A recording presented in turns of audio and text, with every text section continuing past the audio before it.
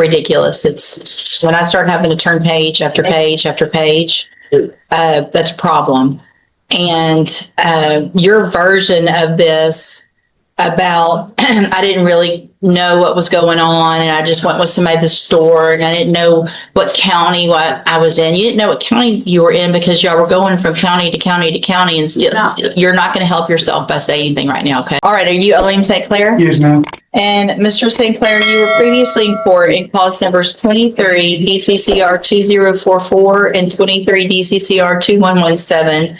Entered pleas of guilty in each of those cases. I've received the pre-sentence report. Has everyone received that report? The defense has, Your Honor. State has, Your Honor. Are there any additions or corrections? I think we need to correct some stuff, Your Honor, if we can swear him in and let me ask him some questions. Raise your right hand the best you can. Do you swear or affirm the testimony you're going to give in this hearing will be the truth, the whole truth, and nothing but the truth? Yes, ma'am. Okay, go ahead. Mr. Sinclair, in your PSI, you stated that during your interview, you stated that you were in the wrong place at the wrong time. Is that correct? Yes, sir. And you understand that being there and participating in this is the same thing as committing the crime, correct? Yes, sir. Okay. So you did commit the crime. Yes, sir. Okay. And you also said somebody said you did something you didn't. You're talking about you weren't the one planning this, organizing this, Yes. but you were involved in it. Yes, I was involved. Okay. And as far as the thing about just taking probation just to be out of jail, is that you took probation because you don't want to go to prison, correct? Yes, sir. I don't want to go to prison. Okay.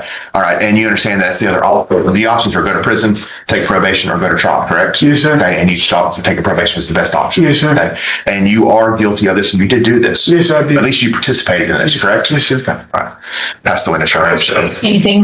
No. Okay.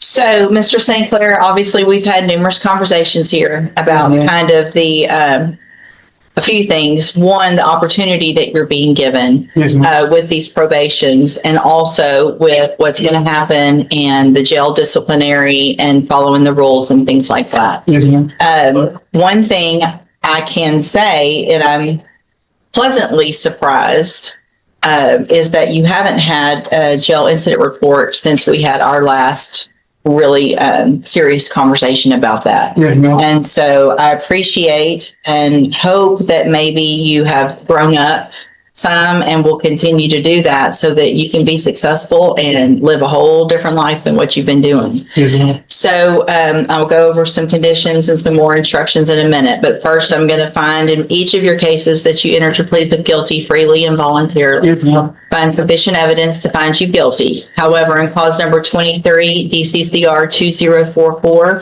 I'm going to follow the agreement and defer all proceedings, place you on probation for 10 years. Yes, ma'am. You're ordered to pay the $1,000 fine and to follow all of the rules and conditions of probation. And I'm going to go over some specific things that are going to apply in both of your cases in just a minute. And clause number 23, DCCR 2117, also find sufficient evidence to find you guilty, but I'm going to follow the agreement that you made with the district attorney and defer all proceedings and place you on probation for 10 years. Yes, ma'am. You're ordered to pay the $1,000 fine in that case and to follow all of the rules and conditions of probation. One of those conditions is going to be in each case that you enter and successfully complete the cognitive track of the ISF program. And that's just a program that is intended to help you to make better decisions, to not be around the wrong people, to not be part of the lifestyle that you've been living. Otherwise, you're going to end up in prison for a long time. You'll be on the high medium caseload in each of those cases until probation finds otherwise. After you've been on probation for a while, that means you'll have to report more. They're going to keep a better eye on you. You're going to have to get your GED if you haven't graduated from high school. You're going to have to get a job and do all of those things. And they're there to help you do that. Okay, so if you're feeling like you can't do something or you're struggling or you don't have support at home, probation's there to help you. They're not trying to trip you up. Nobody wants you to spend potentially the rest of your life in prison, but that is going to be 100% up to you at this point. You're going to have to ask for the help and make that change and grow up and be more mature at a younger age. Do you understand? Yes, ma'am. The last thing is that a condition of your probation is that you do not get any incident reports in our jail or in ISF. Yes, ma'am. That will be a violation of your probation, and you're going to, if you do that, you'll be back in court before you ever get out and see the light of day again. And you could be looking in each of these cases at a minimum punishment of 5 years up to the rest of your life in prison. Yes, ma'am. And based on the nature of these offenses, It's not going to be y'all coming in here and arguing for some 2, 3, 5, or 5, 6, 7 year sentence. I'm sure Ms. Malvina is going to come in here and ask for something huge. It depends on what happens. I can't prejudge it, but I'm telling you right now, you better not get in trouble, because that's the one thing that you've been doing that's been extremely frustrating to me. So you've learned how to do it. Whatever you're doing, you're staying away from the riffraff out there, and I appreciate that. Continue that. Do what you're supposed to, and you'll be able to change your life and be hopefully a success story. Yes, ma'am. You understand? Yes, ma'am. Thank you. A condition of your probation also, excuse me, in each of your cases, you are not allowed to possess a firearm at all. That means obviously you personally possess one. You can't be in a car with someone else that has one. You can't be in a house with someone else that has one. Somebody has one, you're out of there. Do you understand? Yes, ma'am. Okay. I'm handing you the trial court certification in each of your cases that shows that these were agreements that I followed, and so you've waived your right to appeal. Again, keep doing what you're doing. I'm really hope that you have, I'm impressed that I haven't gotten another incident report. And so I want to acknowledge that and tell you that I know that takes a lot out there, and I appreciate it. Continue that. Thank you, ma'am. Yes, ma'am. If I may, would the court consider continuing the admonishment that you'd given him previously about no contact with Jerron Crane or any of the other participants? I do not know who they are. He knows who they are. He knows who he was hanging around with. Sure. From his high school class. So just so that obviously you're not going to hang around Jerron Crane because we know him, but there were others that were involved. You need to, and you're going to learn at ISF that when you come back out of ISF and you're on probation, that you've got to put yourself in different situations around different people. Get a job, go to school, whatever it is, go do that, go home. You know, the hanging out, if you're caught doing that with people that are also in trouble, then you're just going to be right back in here with a violation. Okay? All right, you go back with the bailiff. Would you please state your full name for the court reporter? I'm from Marie Shear. And Ms. Shearer, how are you employed? I work at HEB and I'm with the Loss Prevention Department. How long have you been with the Loss Prevention Department? 5 years. And through your employment as a loss prevention officer with HEB, have you become familiar with the defendant, Alexis Cooper? Yes. Please explain briefly to the court how you have come to be familiar with her. She originally came on our radar back in February of 24 when she started stealing from our stores in Montgomery County. And then she was pulled over shortly after stealing at a Conroe store. And that's how we were able to find her. And you understand that she's already pled guilty today to a state jail felony level theft for $3,547 worth of cosmetics and makeup from the HEB store in Port Arthur. You understand that, correct? That's correct. And she committed that offense along with co-defendants Katira Green and Monique Wynn. Please briefly tell the court your familiarization with Katira Green and Monique Wynn. Both of those parties are part of an organized retail crime and a spree group that we've been following about at the same time. And they have in Houston area, Katarina Green has for stealing from our stores about $56,000 worth of cosmetics, and Monique. I just object to any co-defendants' restitution amounts or what they've pled guilty to or found guilty of. That's overruled. Go ahead. And then Monique Wynn was about $42,000. And they're part of a ring that was hitting our area for a short period of time. During the period of February the 24th through April the 24th, how many actual thefts did your investigation link to the defendant, Ms. Cooper? 10 events. For a total loss of how much? $8,956.50. Now, for the entire ring, what approximate dollar amount would you put on?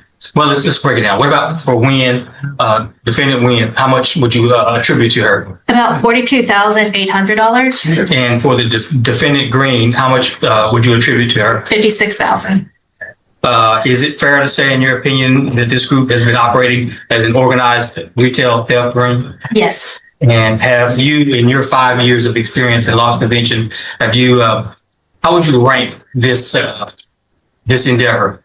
This is about the second highest ring we've had in HEB.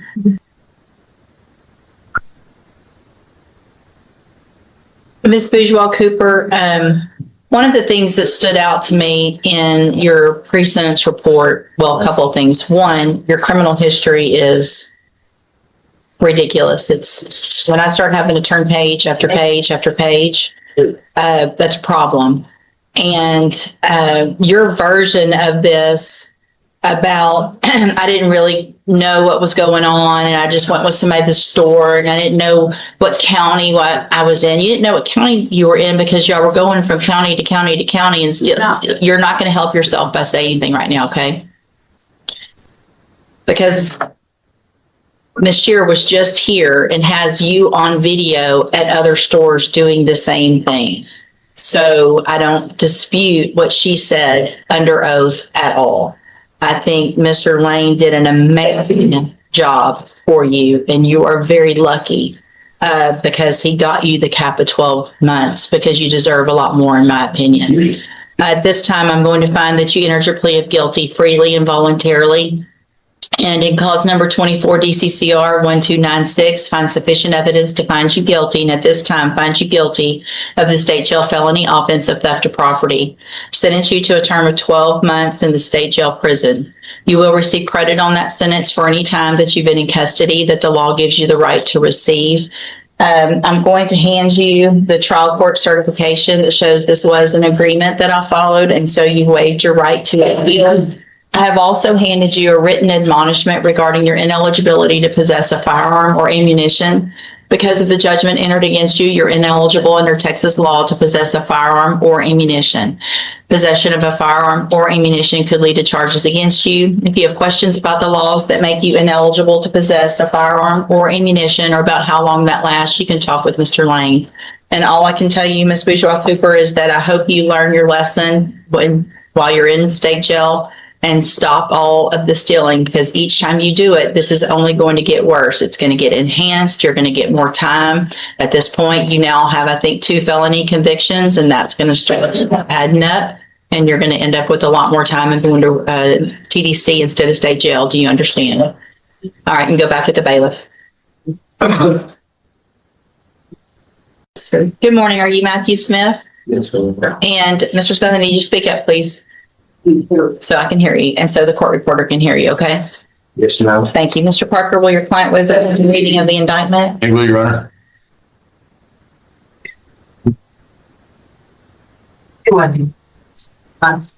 Mr. Smith, in cause number 26, DCCR 0073, you're charged with the state jail felony offense of theft of material, copper, and that's from December 8th of 2025. And how do you plead to that charge? Guilty, Your Honor. Are you pleading guilty freely and voluntarily? Yes, Your Honor. And are you pleading guilty because you actually did what they've charged you with?